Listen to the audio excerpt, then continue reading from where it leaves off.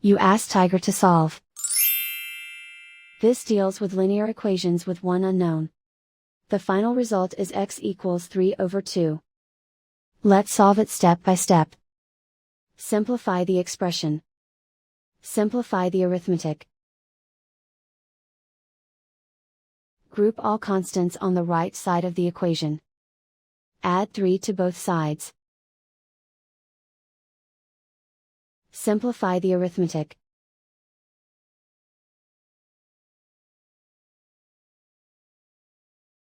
Isolate the x. Divide both sides by 2. Simplify the fraction. And so the final result is x equals 3/2.